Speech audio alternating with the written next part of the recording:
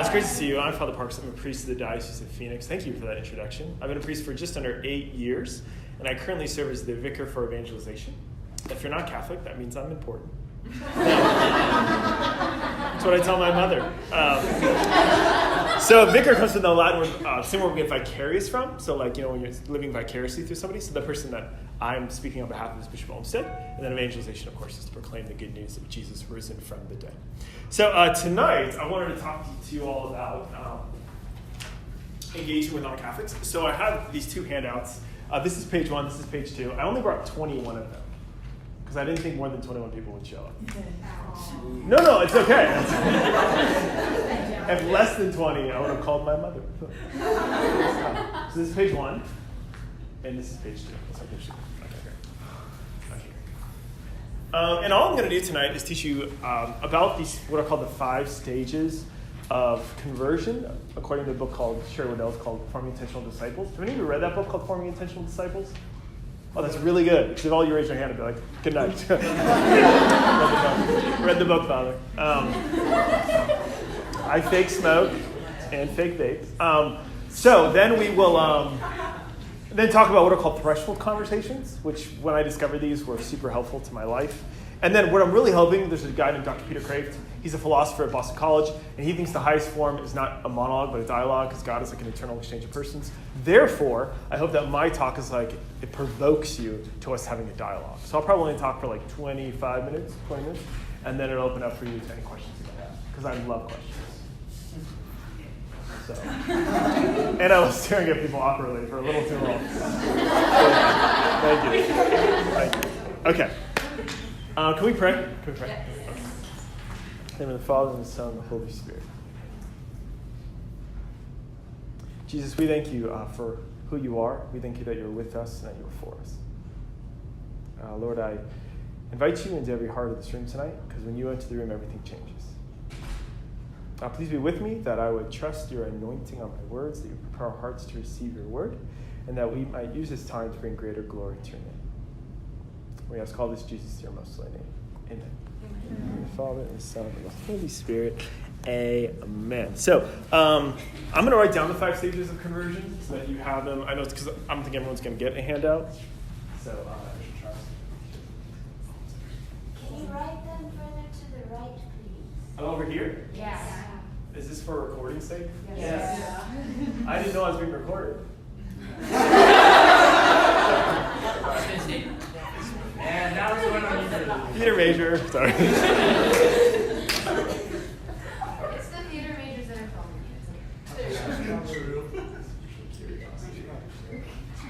How many of you, as I'm writing this, are familiar with a girl named Lizzie's Answers? So Lizzie's Answers is a girl. She's hailed as like a Protestant YouTube star, and she's converting, or I think has converted to Catholicism. And she's an incredible human because she's 23, she went to Pepperdine. She combines like straight Valley Girl ethos. Like when she's excited about something, she's like, he literally wore the keys around his neck. Like she'll get like super jacked about it. But she also has this dogged desire to know the truth and is willing to read voraciously to discover the truth. And she combines those two things at the same time. Like she'll be like Valley Girling it, and then she'll be like, and I read this book. And like, that's the book I read in the seminary. Like this girl is smart. This girl's doing things. So anyway, if you want to see kind of like these live, you could watch some of her videos because she definitely goes from like initial trust down to finally intentional disciple. Okay. Step number 1 is initial trust. So a couple years back, I was invited to go to Washington, D.C. with a group of 8th graders from the church that I was serving at. There's like a grade school. And we were supposed to be at the airport at 5 o'clock in the morning. And I was told, you do not be late. Check. So I called my brother Tom. I said, will you take me to the airport at 5 o'clock in the morning? And he said, no.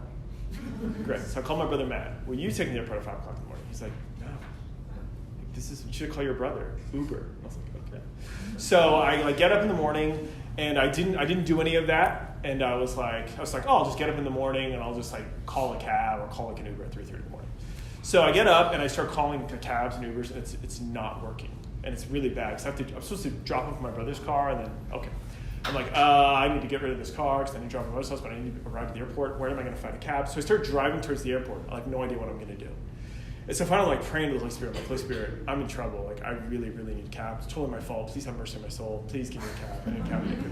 So I'm getting off of the freeway, right by where my childhood home is, and I feel like I hear like the Lord say to me, check the strip clubs. And I was like, what? So I pull. I can't find a cab. I've called like Yellow Cab, called like every cab company. They don't start till 4 o'clock in the morning. I can't find a cab in like Phoenix. And there's like this strip club, and I see, and I look over the right, and there were 3 cabs just sitting there together. And I was like, whoa. So I learned a long time ago that a coach says you got to look good when you travel. So I dress like this when I travel on planes, always. So I pull into a strip club at 3:30 in the morning, like in the parking lot, fully dressed like this. And I pull up, and I'm just like, here we go. And there's these 3 guys talking to each other, like all clear cab drivers. And this guy looks up, are we recording this, by the way? Let's edit this out for content. PG-13, okay. Turn the safe search on. So there are these 3 guys, and this guy turns around, and he sees me. I'm like winning my car, and he's like, and he walks straight up to me. And he said, how we doing, Father? And I was like, good, bro. Really good. So I tell him my whole situation. I need like a car ride. I need a car ride here. Can you follow me to my brother's house? And then I'm going to drop this car off, and then can you take me to the airport? He's like, yeah, no problem, man, right now. I was like, sweet. So he follows me to my brother's house, get all my stuff out, get in the van. We're driving to the airport. And I start asking this guy questions about his life. And I'm obviously totally convinced, like the Lord wants me to talk to this guy tonight for whatever reason. So I start getting his story, and he's like, oh, Father, I'm a bouncer at the strip club. I'm like, oh. And he's like, I'm engaged. I'm like, congratulations. And he's like, what does your girlfriend do? She's like, well, honestly, Father, she dances at the strip club. And I was like, okay. And there's like nowhere to go from there, you know? You're just like, okay. Right, so then we start talking, and he went to a Catholic school in high school, and he was got kicked out of that school for doing some bad stuff. And he loved this Catholic school that kicked him out. And he loved the priest there, whoever the priest was. He just really respected this guy. And he was a non-practicing Jewish guy. And the way he talked to me, like every time he'd be like, thank you, Father. I really appreciate that, Father. And he just had this like affection for me and respect for me because he met one priest that he really liked, and he met like Catholics that he really liked. Why am I telling that story? Because everything in conversion starts with an initial trust. If people don't trust you, you're not going anywhere. So when I encounter somebody who's not a Catholic, not a Christian, and I start asking them about them, I'm first just asking myself, does this person have any sort of trust with the church? Like a year ago, I was at a restaurant, and this woman walked up to me, and she said, be careful with what you're wearing. And I was like, what? I was like, black is my color. And then she took her fingers and she put them on my collar. Look at my collar. She's like, that is a symbol of oppression. And I was like, oh, okay. So I have like the kind of personality that when people are like hurt or wounded or hate priests, I have the kind of personality I'm like, what's your name? Like I just, is that a beehive? So that's just the way God made me. I just want to like, when people really hate life, I'm just like really drawn to them. What did you give him for Lent? Hope? Oh, tell me about it. So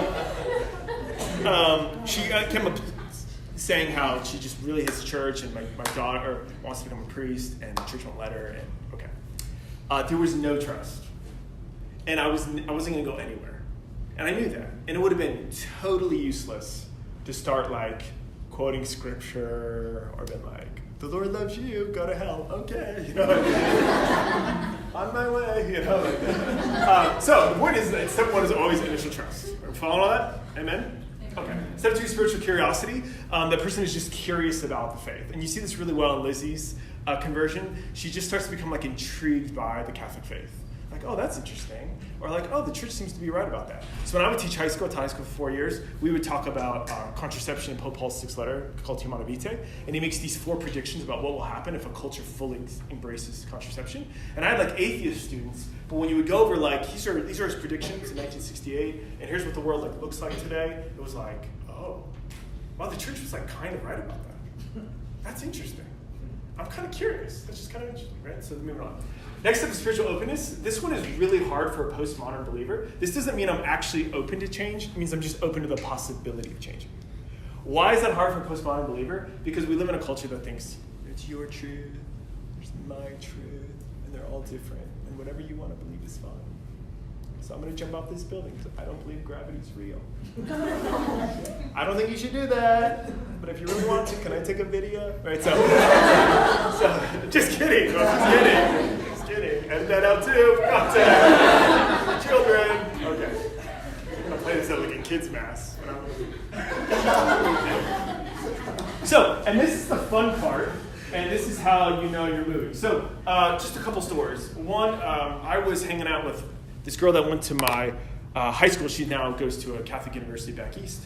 And her and her roommate, I'd met her roommate one time, when I went to the March for Life. And she's like, oh, we should get coffee. It's like, great. So we got coffee like 2 days ago. And we're sitting there, and I was thinking in my mind, we were talking about the Catholic things, and I realized, I don't know if her friends are Catholic. I think I presumed that. And she's like, oh, I went to Catholic school. It's like, oh. But I didn't know if she actually had faith.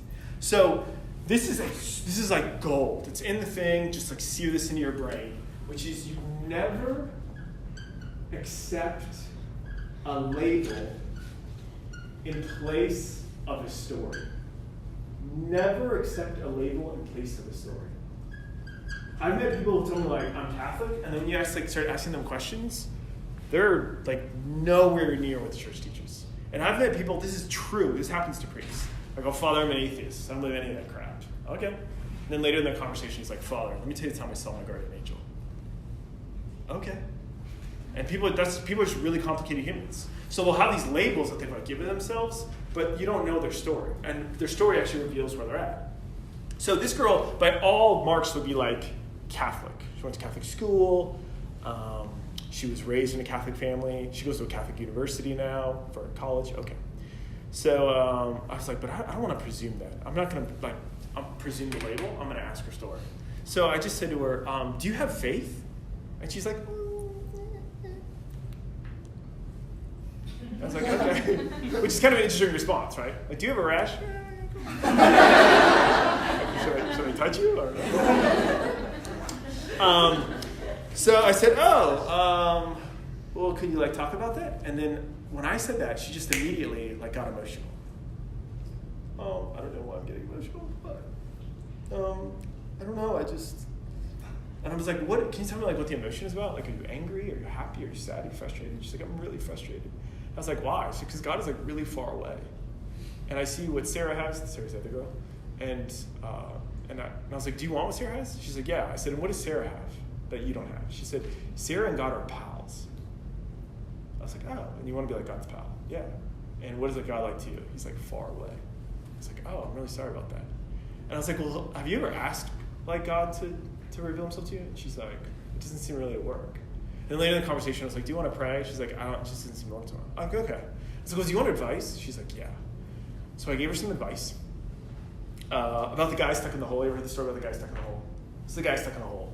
And this guy walks by and he's like, hey, I'm stuck in a hole. And it's like, I'll go get a ladder. And he runs off. Then a few minutes later, another guy walks by. He's like, hey, dude, I'm stuck in this hole. And he's like, oh, I'll get a rope. And he runs off.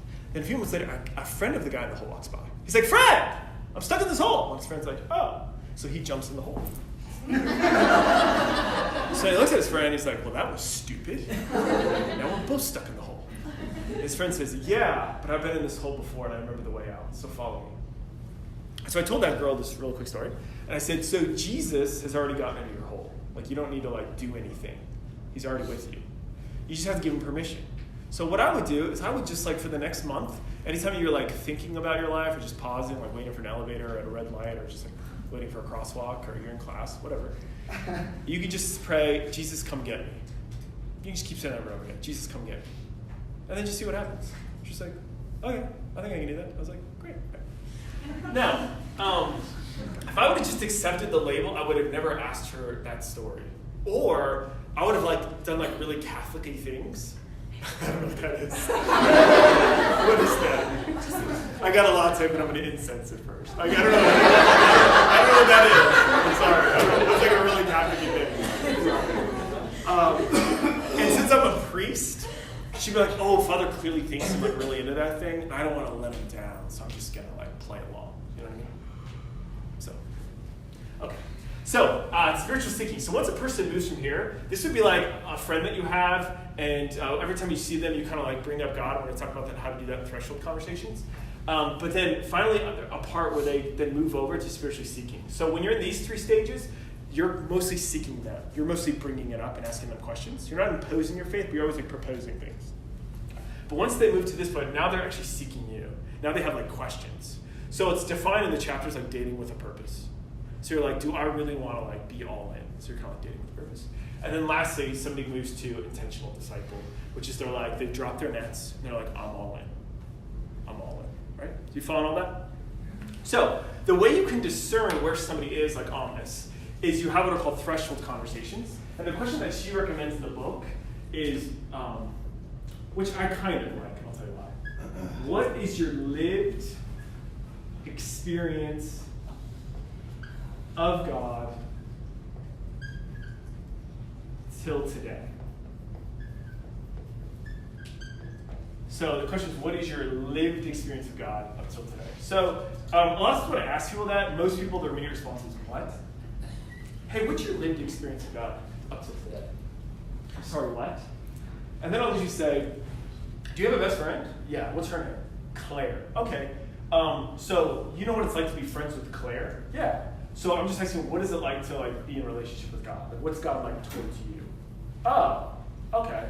And then you're off and running. Does that make sense? So I have a deep conviction as a Catholic that there are lots of Catholics who have never had like a profound encounter with Jesus. Does that make sense? So, and they can be Catholics like their whole life, or like a huge chunk of their life. And that kind of language is like very foreign to them. So you ask people like, do you have like a lived relationship with Jesus? And they'll be like, yeah, I was raised Catholic. I was like, yeah, thank you. But do you have like a lived relationship with Jesus? I went to Catholic school. Thank you. But do you have like a lived relationship with him? I wore a lot of plaid skirts. I get it. I'm not arguing any of that. That's good. There's nothing wrong with that, right? And so depending on how they answer this, and here's like a sub-question, is God personal or impersonal? And it's amazing. Somebody can originally like give themselves the label, I'm an atheist, but then they start talking about like, well, I kind of think there's like a force out there, and it's kind of like looking out for me. Oh. So they have like this force is personal. Well, why don't you just call it God? Because that's stupid. Okay. Right? Or is God impersonal? So there might be somebody who's like, oh, I'm Catholic, but you're like, oh, and is God personal, impersonal? Like, oh, he's definitely impersonal. So this girl that story I just told you, she obviously thought God was like far away, and her friend knew God in a personal way, and I really want that. That's really attractive to me, but I just don't know how you get that, right? So this question just like opens up worlds. One other story. I was sitting there at this restaurant, and I wasn't dressed as a priest. It was my day off. And this girl she's a woman. She walks up to me and she says, do you have a cigarette? And I was like, no. She's like, okay. No, she asked me if I had a lighter. Do you have a lighter? I was like, no. So she walks away. And I was like praying for her. Then she comes back, and she started talking. And we started talking about like her life or whatever. And then finally, I got to a point where I was just like, I'm going to go for it. You know, interiorly, you're like, I'm going to go for it. I got a friend named Matt Smith. He's like, sometimes you just got to go gangster for Jesus. You know? So on the interior, I'm just like, I'm doing this. So I was like, can you tell me about your lived relationship with God until today? And she's like, what? And so we started getting into it, and she's like, oh, so I'm actually Catholic. And I'm like, oh, that's interesting. And I said, can you tell me in 2 sentences or less what it means to be Catholic? And she said, the golden rule. I said, oh, like you should do on others what they do unto you? Yep. That's like what it means to be Catholic. I was like, oh. And she said, anyone can live by that, but Catholics, we live by that. I was like, okay. I was like, does Jesus have anything to do with being Catholic? She's like, yes. And I was like, what connection do they have? She said, what do you think? Well played. So we started talking about that, and then you could just really tell where she was at. And at the end of the conversation, she's like, oh, I'm whatever her name was. And I was like, oh, I'm Father Parks. I'm like, I'm actually a priest. And then she's like, true story. I knew it. How did you know it? I was incensing my faith. No, that's the but it's just a little pequeño for those Spanish majors. Okay. What just happened? Just wanted to keep it bilingual up in this madre. Guys, I'm using like 3 words, and you're like, oh! It's like a UN meeting up in here. I didn't know what I was going to say about that. Okay, let me see what I heard. Okay, yeah, okay, yeah, okay. Oh yeah, super important. So these like 5 stages from this to this, the only thing that can move you is grace. That's super important. So this is just, only grace can move you along. So this is just helpful for a person, for me to understand where I think somebody is at, and then when I'm going to provide for them. So if somebody's spiritually curious, spiritually open, I may not invite them to Mass. Mass might be a little much for them if they're not Catholic. But you know what people are actually open to? This might sound crazy to you. Is adoration is actually a really helpful prayer for these people. Like, oh wait, the Catholics do this thing called adoration. Because it's so non-imposing. Like even if you don't like believe it, you're like, oh, I'm just like sitting in a quiet room. And that's nice. Because there's a lot of noise out in the world. And I just kind of like that, you know. I once heard this woman had this profound conversion. Profound. She started Maggie's Place. You know what Maggie's Place is? It's like super beautiful. Well, I heard the original founder's like testimony, and it started with her. She had like a really high level corporate job, and somebody told her she should go to adoration. She said, I would just go there because it was quiet, and I would just like think about my thoughts. And now she's like runs this incredible organization for women in crisis pregnancies. But again, it's just not opposing, so it's really super helpful. But grace is the only thing that moves you, and because Jesus is Lord, people can jump massive levels. Like the Lord can just do that. So somebody can go on a retreat because they have like initial trust. Like they trust you and you invite them. And by the end of the retreat, they can be like here. Like in 2 days. Because Jesus is like, I'm going to take care of this. That's what he does. Okay. Yeah, Chris. Okay. Are we following all that? Yes? Okay. Then I just want to talk about your group. And what this is what I would advocate for you. So it's very easy for churches and groups to turn into the believe, behave, belong model. Are you all familiar with this language? No? Yes? No? Oh, it's so good. I'm so glad. Belong, believe, behave. So, and the idea is this. It's really easy for Christians to follow this, and it's not good. Check this. You should believe like us. You should act like us. Sorry. I behave, believe. A lot of B words, people. So you should behave like us. And if you behave like us, because we're like Catholic, then you also know you should believe like us, like what we believe. And now you belong. You're one of us. You're with the cool kids now. You made it. Don't you feel cool, right?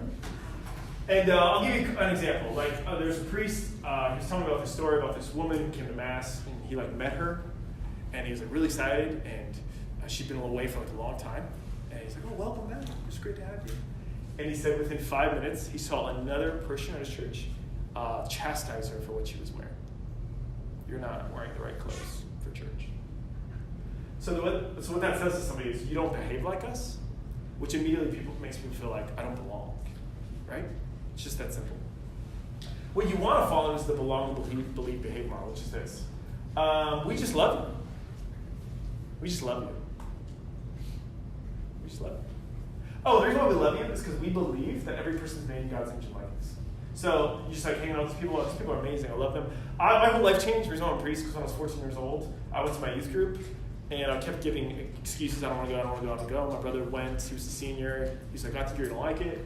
And I walked in, and I was immediately struck. Like, I thought youth group kids was for, like, loser kids.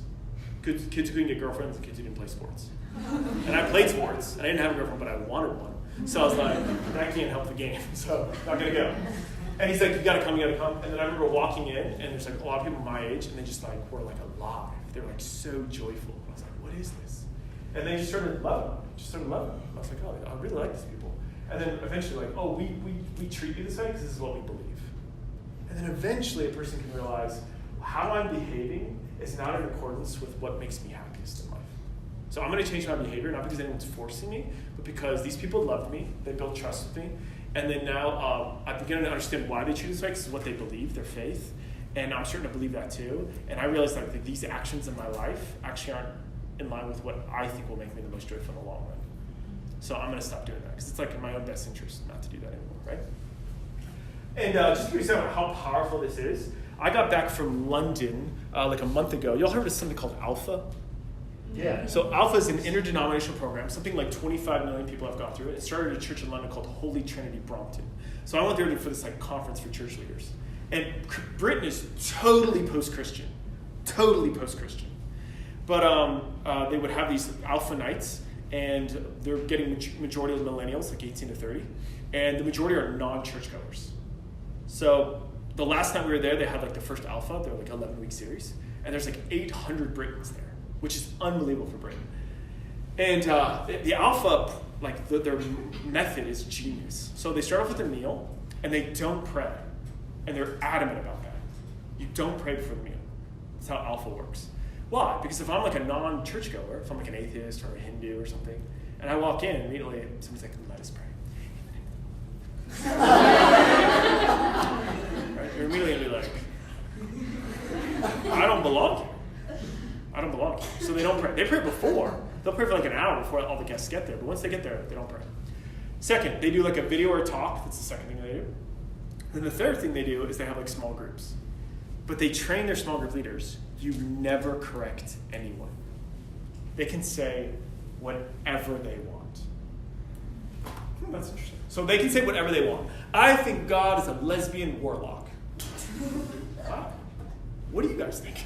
That's what they'll do. Like, you just said something, and I was just like, yeah. And they say it's really hard for some people because they really want to correct them. Like, incorrect, pagan, right? So, not true, right? And then people just keep coming. And they say, if you really liked Alpha, just come back next week.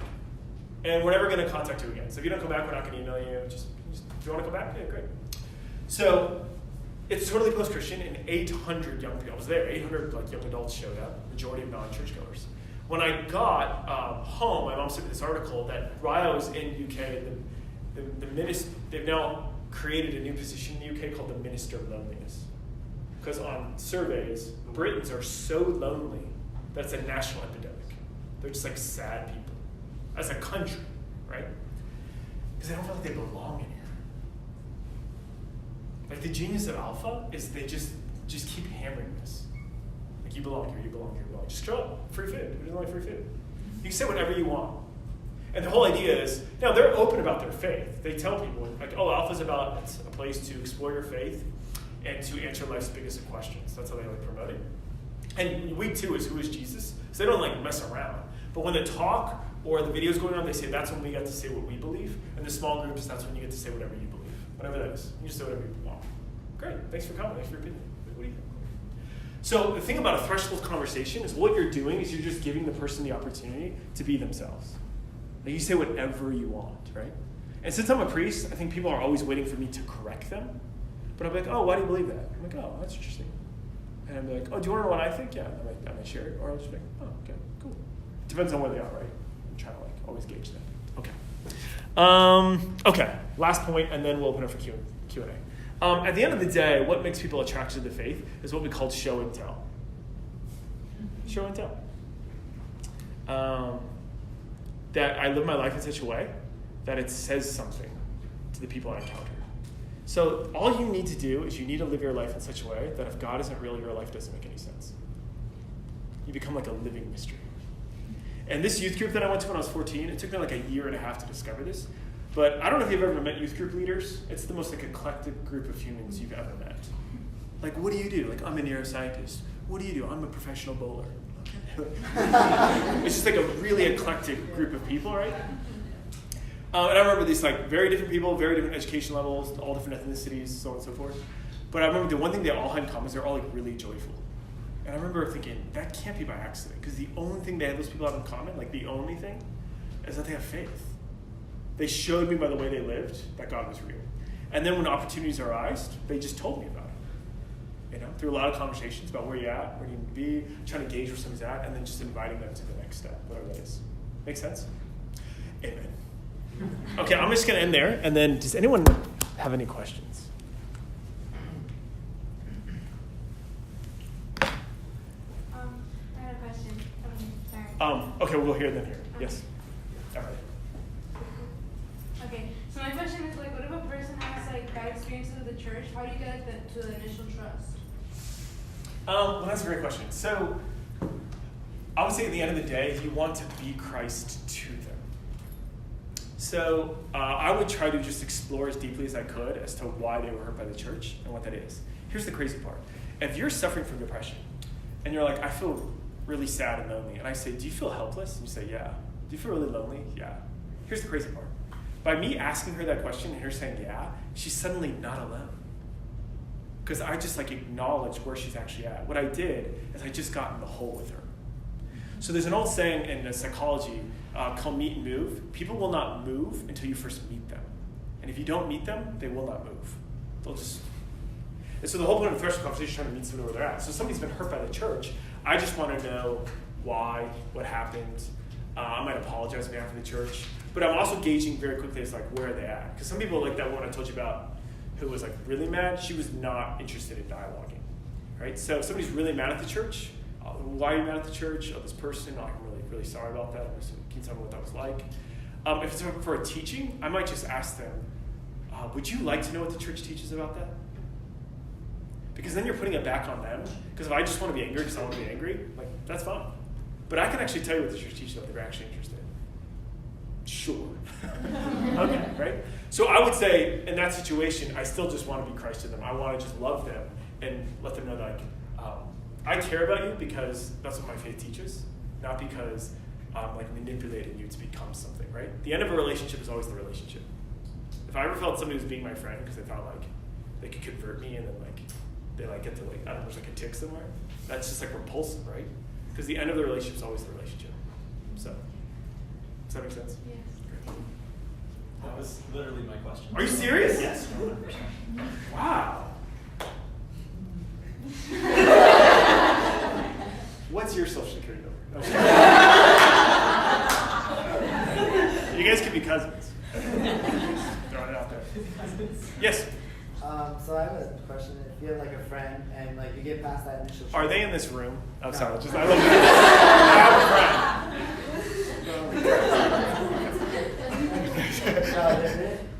So you get past the initial trust part, but you're able to gain their trust, and they feel like they can't trust a lot of people, and you happen to be one of the people they can trust. But a lot of the time it's they tell you things, but you feel a lot of the time it's very it can become a burden on you if you're the only person that they always tell everything. It's just kind of it brings you down when you always have to give them advice, and you feel like you're the only source of hope for them. Is there a way that you can get them to trust other people that who may be able to help them as well, or even help them more than you can help them? Yeah.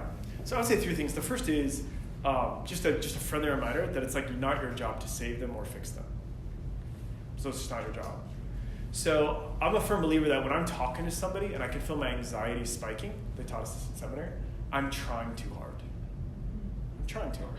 I feel I need to fix this person. So sometimes people will tell me really horrible situations, and I'll just try to meet them where they're at, try to understand. And then I might just say wow, that's, that sucks, it's terrible. And be and what are you going to do about that? I don't know. Right? And sometimes I'll ask people, do you want advice? Sometimes they're no, I don't really want advice. Sometimes they do. But so I just want to first recognize that it's not your job to fix them, right? The second thing is that you want to expand. No person's capable of unconditional love. So it's fine having boundaries. Loving people and loving yourself are not, they're not opposed. So I've had friends who've gone through some really super heavy stuff, and they'll call me. I don't know if you ever had a friend like this. When you see their name, you're just it's not because I don't care about them. I love them, but it's emotionally heavy. What they're going through right now is heavy, right? It's if you ever known somebody in college going through a really bad breakup, they're always thinking about the person, and they always want to talk about them, and then when they call you, they just want to like, this is what's going on. So sometimes I'll just tell myself, before the conversation, I can give this person 20 minutes. That's all I give them. So I was like really listen, like really intently for 15 minutes. And then like with 5 minutes left, I'll be like, I'm sorry, I only have like 5 more minutes. I have to go do this thing. And so is there anything else that you wanted to share with me that you didn't get a chance to, right? So I'm just like limiting that I'm not, and for that goes back to number one, it's not my job to save this person, so I'm not the only one, right? The last thing is just to expand the support, right? So like I care about you, I love you, but is there anyone else in your life that you can talk to about this? They have to make sure that you're not saying that just to pawn them off on somebody, but every person should have like a circle of support, so trying to help them identify other people in their life that they can go to for support. Does that make sense? Yeah. Yes. How do you establish an ethos as a layperson? Just because I'm just me, I'm not a priest, so I can say what I know the Catholic Church believes, but I don't have any basis beyond just going to church. How do you establish that beyond just being a layperson? Yeah, I would say the thing about you can be like a sneak attack. So in my first parish, we started knocking on every door of every house in our parish boundaries. And I remember I had to go out with this religious sister. We would knock on doors. I'll never forget this. We're at this apartment complex. There's a guy outside. He was actually smoking. I know every story I have somebody smoking, but he was actually smoking. He was a baby, and he was like, no, that's not true. So he's standing there, and he's with his dog, and his dog is at the tree, and he sees the smoking, and he sees us coming, and he immediately freaks out. And the dog's like in the middle of peeing, and he's like,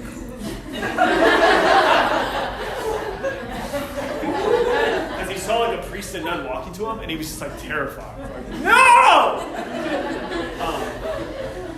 But if you were walking up to him, he would have just until you walk up and said.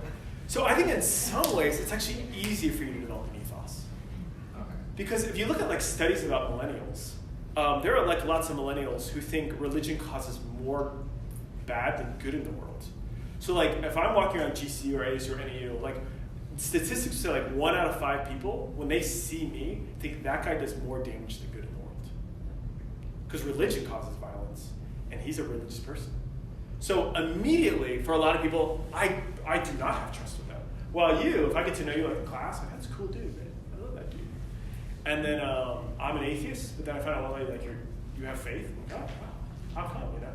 So I would say in some ways it's easier to do that. And as far as like who you should be evangelizing to, God just puts them in your life. It's like, what are you into? And you're just gonna meet those people. You know? Does that make sense? Yes, thank you. I think you said ethos. That's a good word. What does that mean? That's a really good question. So thank you for asking. So ethos is like the feeling that you have. So it's just like the establishing like an atmosphere is like an ethos. So like when somebody's like really chill and pleasant, like I always got to really get like ethos to them. Right? It's kind of like the vibe. Yeah, I feel good about that. I just checked Urban Dictionary before I came here. It's like the vibe. It's like being at Desperos. Yeah. You want to whip on that? No? Okay. They're unbreakable. They're unbreakable. Do any of you work at Desperos? Okay, they're unbreakable. What are you doing later, bro?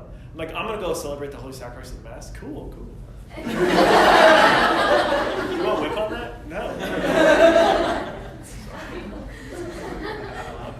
I love it. Okay. Yes, please. Yeah, well, here and then here and then here. Yes. Yes. Yeah, what if you follow all these steps, but you're still able to win a person back to the church or Catholicism? Like, I know that the church actually teaches that people who aren't Catholic can actually still receive salvation in a way. Am I correct? Yeah, we'll get into that in just a second. Yeah. So, do you want me to answer that question now? Okay, so, sorry, I didn't know when to enter the story. So the church teaches that anyone who is saved by the grace of Jesus Christ. No matter who you are, Jesus Christ is the judge of the living and the dead, which would include everyone. So you're either alive or dead. So every atheist, agnostic, Buddhist, just go down the line. When they die, they're going to meet Jesus. And if they're saved, they're going to be saved by the grace of Jesus Christ who won for them on the cross. That has been fully given over to the Catholic Church. which is the fullness of gifts that Jesus wanted. So if an atheist is saved, he's saved mysteriously through the grace of Jesus Christ, which he's wedded forever to his bride, the church. Okay. So if I know that, then who am I not to share that with somebody else, right? St. Paul says, I'm an ambassador in chains. I must proclaim the gospel, right? And so the church teaches that it's possible for God to save people outside of like baptism in a way that's unknown to us. So St. Thomas Aquinas says that God is bound eternal life to baptism, but God is not bound by his sacraments. So God can work any way he wants, but we have a guarantee that when somebody's baptized, grace enters their soul. That's really good. And unless they commit grave or serious sin, if they stay in a state of sanctifying grace, they're gonna go to heaven, right? So that's the distinction the church makes. So we would say it's possible for non-believers to be saved in a way unknown to us, but they are saved through the grace of Jesus Christ, which we differ from like a Calvinist, some Protestants say.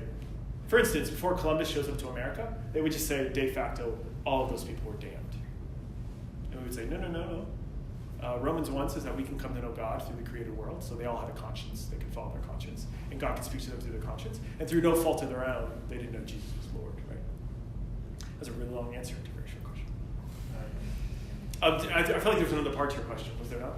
Right, yeah, so even if the person actually does know the church's, teachings and the church's grace and everything, if they still deny it, are they, who's damned exactly, who's going to heaven? Yeah, so the answer is I have no idea. Yeah, so, really? No, yes. No, can you imagine? Or just runs out. Yeah, the church has never officially said whether Judas is in hell or not. Like, it's just not our job. That's not my job. My job is to proclaim the gospel. My job is not to convert anyone. I can't convert anyone. I just move sound waves, which moves people's eardrums. And then because I speak English and they speak English, they understand that. But moving hearts, I just can't. I can't do any of that. That's all grace. So yeah. So there's always hope, And the saints teach us it's not how you start, it's how you finish. So St. Paul's a pretty unlikely dude to be like a Catholic bishop when you murder people. Imagine if that was our bishop, Bishop Olmsted. I feel like I've seen that guy before on the wall of the post office because he murders people. Isn't that unbelievable? And he's like your bishop. Anyway, St. Paul. So anyway, yeah, the Lord is. Yeah, it's the Lord. Anyone else? We have 6 minutes left. Yes, please. So after someone just says their story, what are you exactly supposed to do or say? I usually baptize them. They finish the story. I'm like, 3 waters, please. In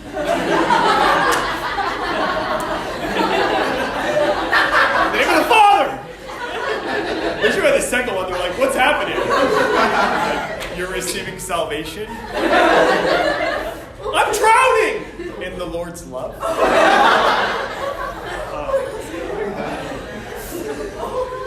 Well, again, so it depends on where they are, right?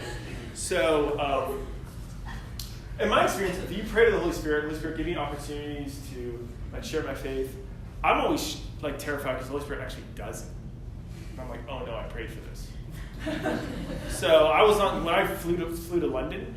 I got on the plane. Sometimes I'll pray, Holy Spirit, if anyone you want me to talk to, anyone you want to minister to, just please make that known to me. And I sit down. It's 3 seats, 4 seats, 3 seats. The 2 seats between us are empty, and there's this Indian man sitting there. And he turns to me and he says, do you remember me?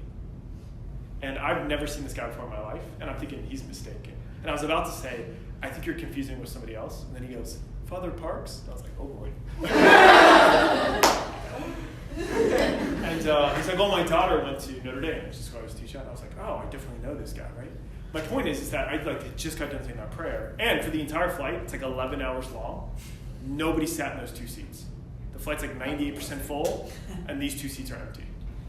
And so anyway, it was an opportunity to minister to this guy. So my point is that when we give the Holy Spirit opportunities, we're going to get them. And then, the question is just what's the next step for this person? I can't tell you, there's no algorithm, right? It's where do I think this person is at, and what's the next step for them, right? So when people think it's stupid to believe in God, I'll just throw out are you familiar with Aquinas' argument from contingency? No. I'll try to give a brief outline of what that is. Oh, that makes sense. So yeah, it just depends on where they're at. What's that? Persistence.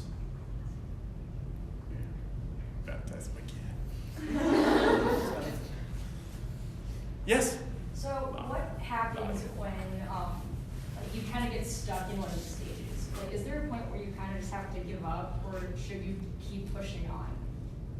Well, so Pope Benedict once said, faith is never imposed, it's always proposed. So we always want to say that my faith is a proposal to other people's way of life. So it's not my job to convert anyone, I can't convert anyone. So, but if I love somebody, I want what's best for them. And we share good news about everything. So if somebody's like starts in a CrossFit, they start telling everyone about it. Like, you gotta do CrossFit, it changed my life. Or like they get a new diet, like I'm doing paleo, I'm so amazing, you know.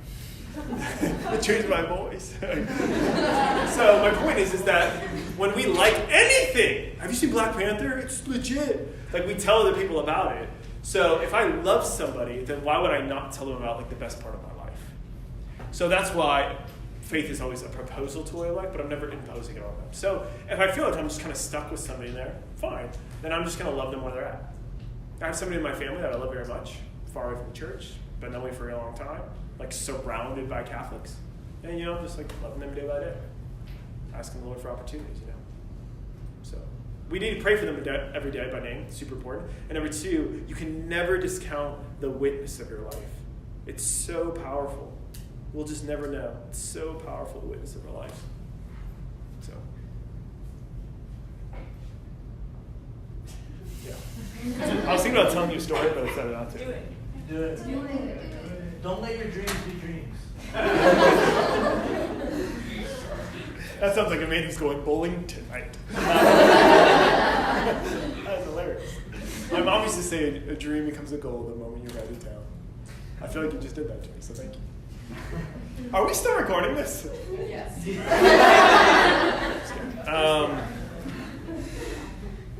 So I'll just close with a story. So does anyone have any last questions? I would hate for somebody. Okay, so I am a student at Arizona State University. Oh, I know, thank you. I was gonna preempt you. And I'm a theater major. I was taking a class of film, and some of the films we watched were like a little racy. And we come to this one day, and the teacher's like, "Hey, we're gonna watch this film. It's rated NC-17. I think you're really gonna like it. Blah blah blah." And I'm like, "Ooh." And he's like, "I wanted us to watch this other film, but it's much worse than this film. And I thought it would offend somebody, so we're not gonna watch this film. We're gonna watch this film." This is a true story. The class just like explodes. We want to watch the other film. So in my brain, I'm thinking, this film is rated NC-17, and this film is much worse than that film. We want to watch that film. So then I could just feel like, oh no. Like, you ever been in a situation where something's going down, and you're like, I think I'm the only Catholic in the room. You feel the sea like burning into his forehead. Oh no.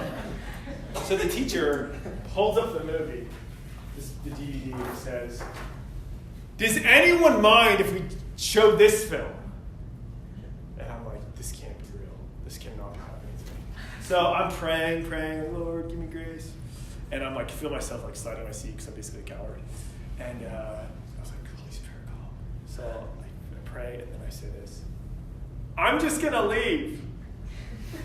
And it's like there's like 80 of us in this room. It's like, what? I was like, I'm just gonna leave. Like, if you show that film, I'm just gonna go. I can get the notes from somebody else. And he's like, okay, yeah, that's fine. If you don't want to watch the film, you can leave. I'm like, okay, I'm going. So I stand up, we're like walking out, and then he gives me like the handout, and the handout just says, I'm not kidding, pornography. And I'm like, okay, we're getting notes? Oh, anyway. So I'm still paying student loans for this, by the way, in case you're wondering. So I leave, and I feel like, you know when you go through something really emotionally, like your stomach is just like, I was like, oh, that was terrible. So I'm walking like back to my dorm, and I was like, that was horrible. I was like, Lord, ugh. And I sit down, and so he's sitting there like, that was terrible. I was like, was that worth it? And then this, like 2 minutes later, this girl comes by, and she's like, hey. And I'm like, yeah. She's from my class. She's like, are you a Christian? And I was like, yeah. She's like, yeah, I was just in that class that you left.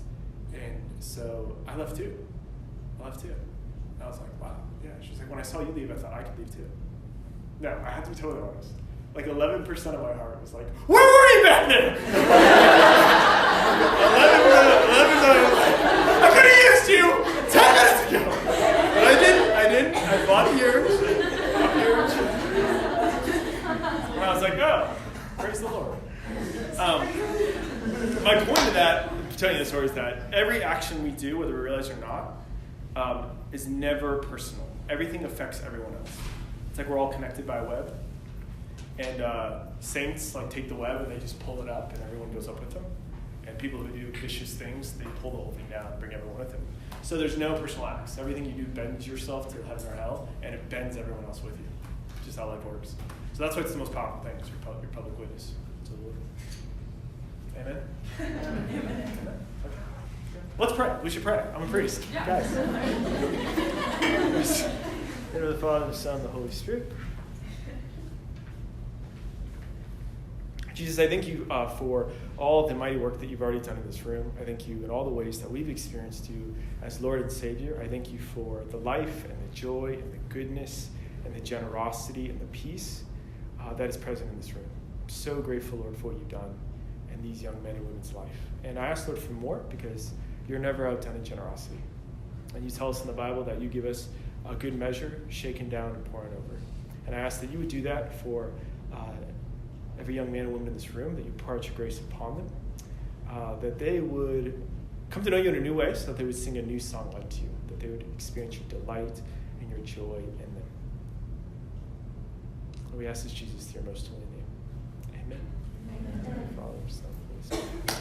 Amen. Thanks for having me. Thank you.